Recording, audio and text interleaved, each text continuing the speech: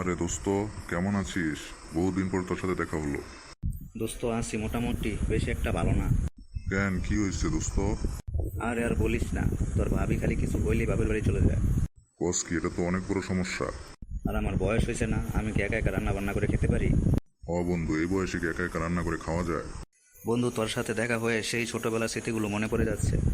একবার যে তুই লুঙ্গি খুলে দৌড় দিছিলি, তোর মনে আছে? বন্ধু, সেটা আর বলিস না, অনেক লজ্জা পেয়েছিলাম। তুই মাছ ধরতে গিয়ে বাইং মাছ মনে করে সাপ ধরে ফেলছিলি।